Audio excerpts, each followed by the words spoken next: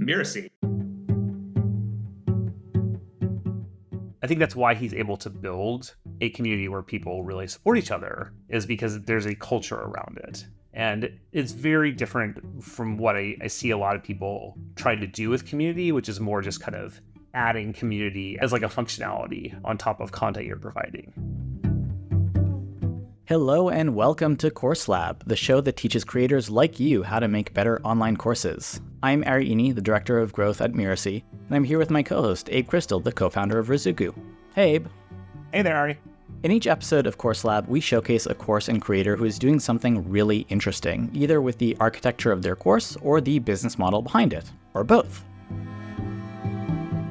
Today, we welcome Steve Kamb to the show. Steve Kamb is the founder of Nerd Fitness, a community of nerds and coaches dedicated to healthy living. We're really glad to have you on the show, Steve.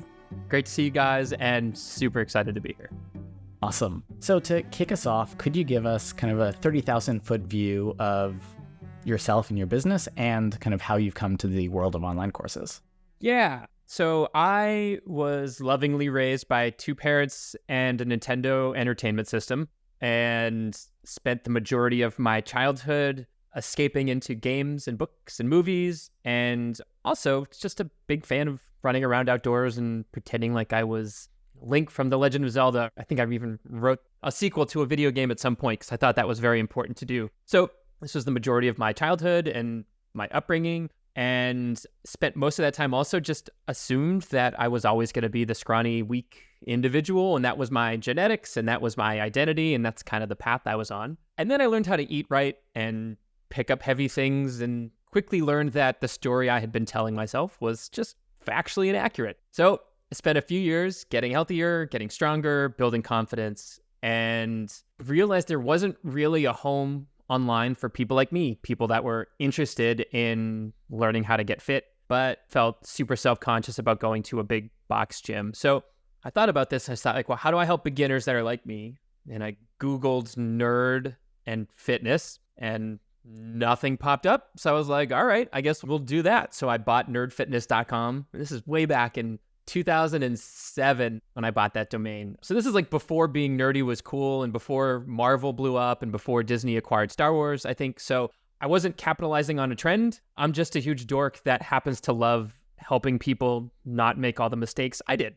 So I just started writing articles in my spare time. I wrote articles about how to do your first push-up and how to read a nutrition label, but also like life lessons from Harry Potter or the lessons we can learn from Captain America, and managed to build an audience just by kind of nerding out about the things that I loved and helping people level up their lives, as I like to say at Nerd Fitness. So that kind of how it started, and put my head down and wrote a whole bunch of articles for a long time, and accidentally turned it into this large company with a bunch of employees and a big community, and have run the gambit of ebooks to online courses to now apps and in-person events and online coaching and pretty much everything in between. So it's been quite the journey. 15 years in internet land feels like 100. I've gone through multiple transformations for the business as the times have changed. And also, I personally have gone through tons of transformations as well. I'm certainly not the same person I was 15 years ago that I am today, and have learned so many lessons about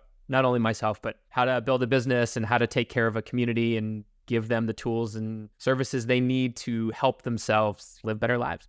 Mm-hmm. Awesome. So is the main work that you do with people through coaching? Is it through online courses? You mentioned an app. Like, how does everything integrate together? Sure. So when I started, like many people, I very much had a starving artist mentality. I had written articles for probably 2 years, had, there was no ads on the site. So it was 100% free content, giving it away. And people just continually kept coming to me and saying, like, I just want you to tell me what to do. So eventually I worked up the courage and I made an ebook, and I think I priced it at $29. And I was terrified that everybody was going to call me a sellout and nobody was going to like me anymore, and that it was going to ruin this pure creative thing that I had built. And the opposite happened, actually. I had tons of people who bought it who said something like, I don't even need this. there's no other way for me to support what you're doing, so I just bought your ebook. So my business has actually kind of evolved over the years. So the first iteration of Nerd Fitness, or in nerd language like the Marvel Cinematic Universe, that was phase one. Phase one of Nerd Fitness was ebooks. And those ebooks, when it was just me, I put out, I think, 3 of them.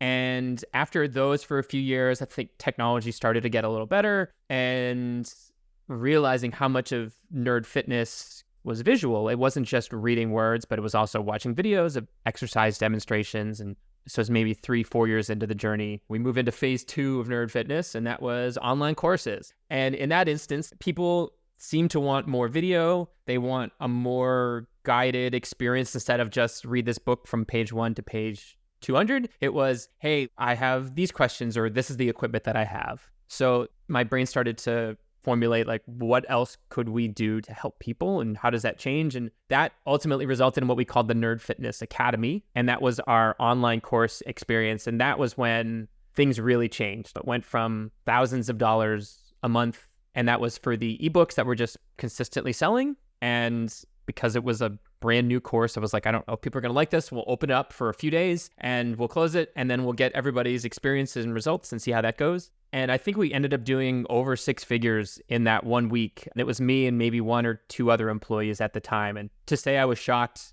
and I guess head exploding was probably the best way to explain it. All of a sudden it was like, oh my gosh, this is actually now business. That's a real business. And we have thousands of customers now. And for that next handful of years, it was the Nerd Fitness Academy, which was just basic health and wellness. Here's how to get started eating. Here's how to get started with exercise. If you have access to a gym, here's a series of workouts. If you have access to just equipment at home or no equipment, here's a completely different set of exercises. So it almost became like choose your own fitness adventure for this Nerd Fitness Academy. That was like a good 5-6 years of Nerd Fitness. And I think we ended up, I want to say, over 50,000 customers have bought the Nerd Fitness Academy online course. And since then, we've switched into a more of a paid community model where we have what's called now Nerd Fitness Prime. There is access to all of those previous courses that we made, but we also have a superhero habit building app. There's an online private community, and all of that is, for a fairly inexpensive annual fee. And then we also have a one-on-one online coaching, and that has largely become the biggest part of Nerd Fitness as it exists today. This is probably phase 3 or phase 4, I guess. Each one of these phases is a little hazy looking back, but each one of them has been transformative for us as a business, and for me as a person, just being like, oh, this unlocked a completely different level of business, but also just a completely different level of problems and expectations and challenges. So I am perpetually learning what works and what doesn't, and how I can best serve the Nerd Fitness Rebellion, which is what we call our community. Awesome. So tell us a little bit more about that decision shifting from only online courses to essentially more direct communication with your customers and creating community and all these additional pieces. Like, what was the decision-making process going from this lower touch offering to this higher touch piece? Well, I think each evolution of Nerd Fitness, the business has evolved as my experience with the community and how we help people has evolved too. The way I help people and the way that my personal philosophies around how to help people has certainly changed as well. So, over 15 years of continuing education, kind of realized that, like, hey, not everybody is going to fit into one narrow bandwidth.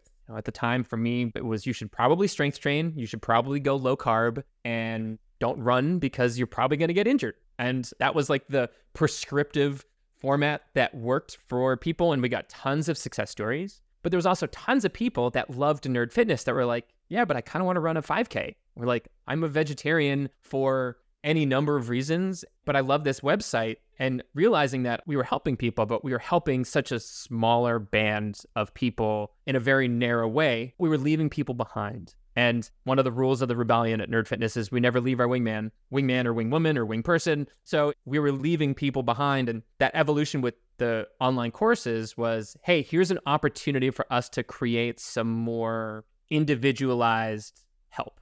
This could be, do you have access to a gym? Are you interested in running? What are your restrictions around food? And we created kind of pathways or almost like a syllabus for different types of people to move through these online courses. And even then, we still struggled with, you can only do so much with a course. There is something, especially in health and fitness and really everywhere in life, to be said about accountability, being a part of a community. So our courses always had that online component. And like I said, 50,000 customers joined Nerd Fitness, paid for these courses. The challenge we ran into was twofold. There was one on the business side and one on just like the personal, I want to feel really good about myself and the work that I'm doing side. On that side, it was, we're still leaving people behind, and I want to be able to help the people that are not self-starters. You have people that maybe they're a single mom with 3 kids, or they've been on diets for the majority of their life because their mom brought them to Weight Watchers when they were 12. There's these other scenarios in which these people then might not succeed in an online course scenario without a community or accountability and feel like they're failing. And the reality is, like, it's probably just not the right method for them to learn. So from that aspect, we have these people in our community that are looking and craving and desperate for more higher touch opportunities. Their lives are changing. They want to be able to ask questions directly to somebody else. They want somebody to be able to check their form on an exercise. They want somebody to keep them accountable with how they're eating. They want to feel like they're supported. And that's where this idea for our online coaching program came together. And interestingly, we launched the coaching program before we actually had the program built. We sent an email out to people that had bought our academy and said, hi, we have 2 coaches on our team, Coach Jim and Coach Stacy, and each of them are going to be taking 30 coaching clients for an online, high-touch, higher-priced experience.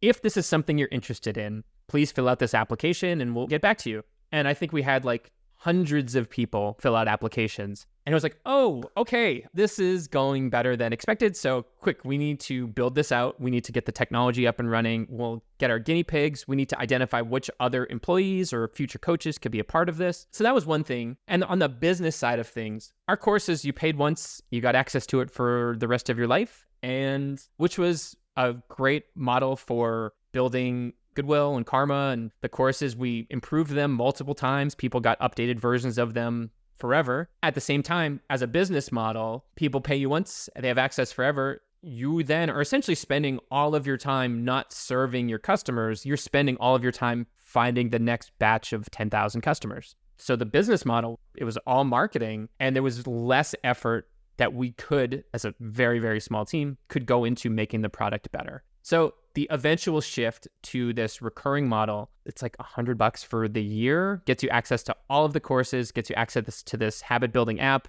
the online community, etc. At least now we have this recurring core group of people that we can improve the experience in certain areas, or they get the chance to be a part of something that, you know, we're continually adding to when it comes to the app or the experience. And then with our coaching program, that's ongoing and monthly as well. So that way people can stay for as little or as long as they want based on their experiences. We've been doing it now for years. There's no cancellation fee. You can just cancel whenever you want. And I think our average client stays something like 11 months, and something that we're really, really proud of. And we've had some clients that have been with us literally since day one and are still with us 3, 4, 5 years later. So our coaching has really evolved with each client, and it's really high touch and individualized. Awesome. Well, if we could talk a little bit more about the details, like some of the implementation, because I think people listening are familiar, for example, with the idea that, you know, it can be difficult for people to progress through a course or a curriculum in certain contexts. And so some of the techniques that we talk about for dealing with that include community and accountability, which you mentioned. And so the challenge often, I think, for course creators is not understanding that conceptually, it's actually implementing those approaches and getting them to work. So how you gotten accountability to work and practice, and what has been your approach to community as well? Sure. I mean, it's challenging. I'll also share off the bat that Nerd Fitness almost accidentally became a search engine optimized driven coaching company with dozens of employees and 20 plus coaches. And I learned that that is not my strong suit, being a CEO of such an experience. So I essentially demoted myself last year to head of marketing, and I was in that role for about 2 months. And then I realized I sucked at that too. So demoted myself out of that role as well. I'll say that my skill set is probably not in course development. It's certainly in being, I guess, lack of a better term, almost like the fearful leader of Nerd Fitness or reluctant leader of Nerd Fitness. So the thing that we found from a community perspective that has worked really well for us has been just a private Facebook group. We recently opened it up to people that are already in the nerd fitness community that are interested in learning more about it. We also do semi-regular challenges in that Facebook group to get people re-engaged if they've, maybe dipped out with our habit building app. We have what are called adventures in that app, and every handful of months, there will be an adventure that the entire community can start and go on together at the same time. We've even had some community adventures where everybody's working towards the same goal collectively. So we had this adventure where there was a hypothetical or a fictional asteroid about to hit Earth, and we had this giant laser that was going to shoot it out of the sky, but we needed everybody to go for a run every day to help charge up the battery to shoot this laser at the asteroid. Again, super nerdy for nerd fitness. But all of a sudden it was, hey, everybody's working on this goal together, and everybody's contribution, whether it was for 5 minutes or somebody that went for a walk or a run every single day, they could feel like they were contributing towards this overall goal. So that's something that has been really enjoyable for us, and the people that get into it really, really love it. And it's the opportunity to be part of something and be part of something bigger than themselves and feel like they're not alone on this journey. I think that's a part of nerd fitness that is fairly unique. And we hear it more often than not. People will say something like, I feel like I found my new home. And that just warms my soul. So for community, helping them not feel alone and providing a place for them to get support. We have very specific rules about what you can share, making sure that this community is protected. We're here to help you, and we're here to create the experience so that you can have the obstacles that are in your way removed so that you can start to build the habits around going for a walk every day or considering going to therapy, whatever it may be. All of these avenues, we wanted a safe place for people to talk about them. And then from the other perspective, because we do these challenges regularly and how we talk about things at Nerd Fitness, we call it respawning. So in a video game, when you die, you respawn and you get to try again. We've kind of turned that into a battle cry, or almost like words of courage, where a lot of people, especially in the online space, I think it's called the abstinence violation effect. And that's when somebody misses a day of, maybe it's a running club or a book club, they miss a day and they feel so badly about it that they then don't come back the next day because they're worried how people are going to treat them. And then that only compounds the problem. And then the next day they skip again and they don't come back. And then all of a sudden it's been a month and they're like, there's no way I could go back now. What will people think? So at Nerd Fitness, we call it respawning. It happens all the time. It's like, hey, I'm respawning again. Cool. Welcome back to the fight. What are we working on? And how can we support you? So kind of removing that stigma from the, oh my God, I missed a day. So a lot of it has been around, how do we make people not feel left behind? And how do we make them feel like they can jump back in without shame, guilt, without feeling badly about themselves, because that can only really compound the problem. So yeah, that's great on the community side. Any tips on accountability? What are strategies you found effective there? And how do you balance providing accountability with not being overbearing or come across as overly intrusive? Yeah, I mean, there's only so much we can do, obviously, for $100 for the year for a community of thousands and thousands and thousands. I can share that for our coaching clients, and those are the people that we might say, hey, look, if you've tried the online thing and it doesn't seem to work for you, that doesn't mean you're a bad person. That just might mean that method might not be what's right for you. There was something to be said about having an expert curate a specific method to walk you through a journey. I think that's unbelievably valuable. So for Nerd Fitness and accountability, that opportunity for coaching is a way for some people who might want more accountability, but they want accountability their way. So for the accountability at Nerd Fitness, it truly is customized. Some people do need quote unquote tough love. The majority of people are the toughest critics to themselves. So we provide what we like to call non-judgmental accountability. We help people that need that nudge, but we do so in a way that is not guilt tripping and not shame inducing and not overbearing. That's great. Thank you. One quick question. So the membership, you kept mentioning that it's an annual fee. So it's only annual, there isn't a monthly? Ooh, that's a great question. I think there might be a quarterly option, but we've priced it in such a way that the annual option is almost, like I said, a no-brainer. I think the majority of people take us up on that offer. Interesting. Cool. Thank you. Any last tips or thoughts you want to share with our listeners before we wrap up? My big thing is when we built our course, it was ugly.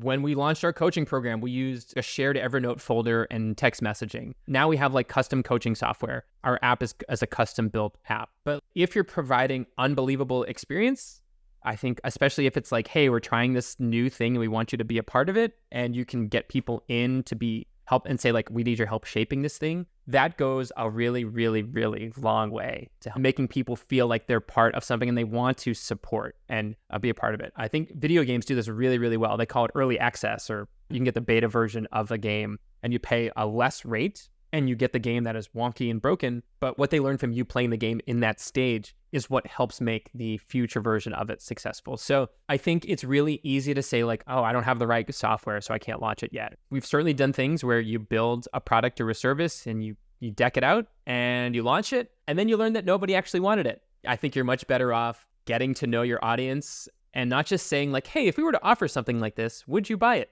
I instead would literally get the bare minimum version of it together and put it up for sale and say like, hey, we're going to be starting this next month. We're all going to be going through it together. And if not enough people buy it, then say like, no problem. Like, hey, we decided to change things and we're going to redo it at a future date and refund everybody's money. But the majority of things that I've launched that have been successful is because I almost launched it before it was ready. And then I went out of my way to over deliver in every other way possible so that any technical hiccups didn't get in the way. And one final thing I'll share is you get really good at learning the people that are excited to be a part of it and understand that you can't work miracles with a $100 online course. And it's okay to tell the people that are literally expecting miracles and to solve all of their problems that this might not be the course for them, and it might not be the community for them. We are very quick with our version of Mjolnir, our version of the Banhammer, for people that are disruptive.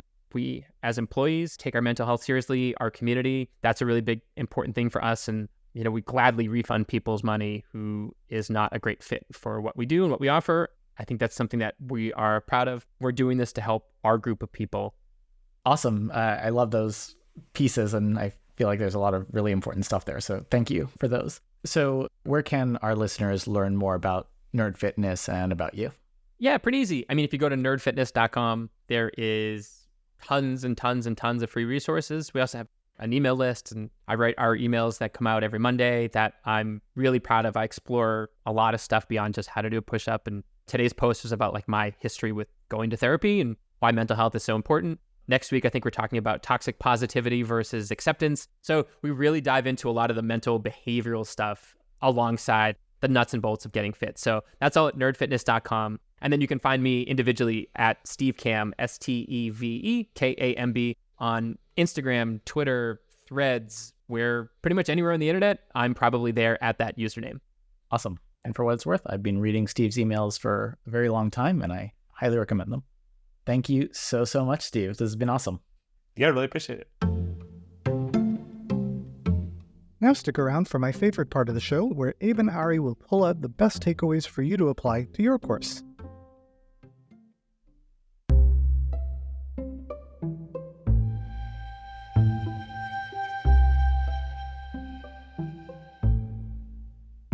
All right, Ari, it is time for the debrief. It's going to be tricky to compress this one down since Steve had so much to share. He did. I found there were a lot of really interesting pieces, but something that really stood out to me is kind of that understanding and that kind of taking into account ahead of time of the whole idea of respawning and just that people will fall off. And so them kind of making it part of their process, I mean, kind of calling it out, allowing people to jump back in, making it very easy for people to jump back in. I find that really interesting. And I feel like in a lot of courses, it starts whenever it starts. And then if someone falls off, they fell off, they should have kept up, and that's it. As opposed to keeping in mind and thinking about how can I facilitate? How can I make sure that it's easy for people to get back in and to actually complete the course and complete whatever outcomes or goals they have? Yeah, you spoke about the importance of accountability, and that's one side of it, right? But the other side is making it easy to engage. If you have accountability, but people are just pushing up against these areas of friction, it's difficult for them to do anything, right? Whether that's just simple things like getting access to content or more complex things like engaging in the community or accessing certain types of techniques, then the accountability is not going to be effective, right? It's going to fizzle out essentially. But I thought Steve's perspective on accountability was helpful, that it should be non-judgmental. And I think a lot of people have the connotation of accountability from traditional education that it is judgmental, right? It's like either you're getting the gold star or you're getting chastised or you're sent to summer school because you didn't do well enough in your class. And so like accountability could be construed as it's very aversive, right? It's like something that you don't want to engage with because you don't want the risk of that negative interaction that is psychologically painful or makes you feel unsafe. And so there's an art to, creating that container for accountability that is, effective, but non-judgmental and doesn't create the risk of harm, essentially. And, that I think it's an important aspect of accountability that is not often talked about, right? We often leave accountability as it's essentially like it's a bullet point, right? It's something that you should provide, but it's more complex than that. Yeah, and I feel like it's a bullet point, like this is something you should provide, but it's not thought through. And it often is the stick as opposed to the carrot. Another thing that I found interesting and just something good to keep in mind for anyone who's been building courses and kind of selling courses is kind of that idea. And the way that Steve was talking about it is it can become a difficult business model if all your revenue is coming from sources that they pay once and then that's it, and doesn't give you the space to grow necessarily or to kind of put in the thought to continue supporting and optimizing your product because you're not incentivized to do so, essentially. And so keeping that in mind, I think, is very interesting and something that a lot of course creators probably don't think about because they feel like, I'll just sell more, but that can be really hard. So how could you generate additional revenue from the programs that you already have, from the clients that you already have? Having that question at the back of your mind is, I think, very important. Yeah. Would your business work better if you had people signing up for a recurring option at a lower price point, even though that might seem counterintuitive at first, right? But maybe you actually would be better off with the $100 a year membership rather than $300 course or the $500 course. Right. Something that also I was trying to dig at is the idea of it's a recurring payment, but it is either yearly or quarterly versus monthly. I feel like people default to monthly because that's how it's usually done, but you want to be able to give the people participating enough time to really experience what you're trying to do and possibly even give them an opportunity to fall off the wagon and climb back on before they make a decision that they don't want to continue working with you. And so having that be a longer term commitment might be valuable and kind of it might be worth thinking about. Does it need to be a monthly thing or could it be quarterly or twice a year or yearly or something like that? Yeah, exactly. The final piece is separate, but it relates to having a recurring model in terms of building an engaged community. It's not easy to do and there's a lot to it, but I think something that Steve really modeled and also shared some examples of is the importance of building a unique, essentially like a language and culture for your community. And so if you look at how he talks, the language he uses, and how the community is built, there's very little generic language, right? Everything is like unique and named, and it relates to gaming culture, nerd culture, and it's distinctive, right? And I think that's why he's able to build a community where people really support each other, is because there's a culture around it. And it's very different from what I see a lot of people try to do with community, which is more just kind of adding community as a functionality, right, on top of content you're providing. Yeah, I mean, community, in order for it to work well, there's a lot of effort that needs to go into it. And that effort of building that culture, which Steve has done amazingly. I mean, otherwise, Nerd Fitness wouldn't have grown to where it is now. But I agree with you that often it's like, would it be helpful to add a community to this course is a question that I hear often. It's like, it's not just something you add on. It's something that you need to put a lot of thought and effort into on an ongoing basis to maintain. And then if you do that, it can do a lot. It can really support the growth of your business beautifully. But if you don't, it can actually harm the business because people in your community don't feel supported because community isn't really a community. Yeah, for sure. Steve Kamb is the rebel leader and the founder of Nerd Fitness.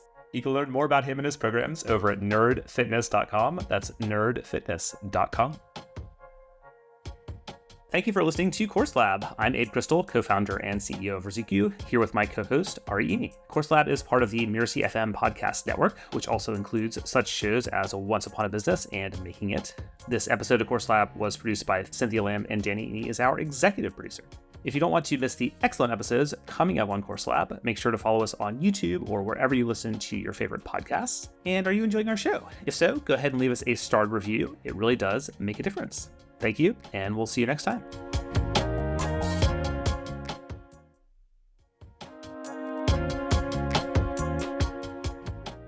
Okay, Ari, so who do we have for next time? We have McGough, author of For Better or For Work. As in Danny and Boomy's Mirasee FM miniseries? That's the one. All right. Should we link it in the show notes? Probably. What a strange teaser. Yeah, exactly. I hope I pronounced her name correctly. All right, cool.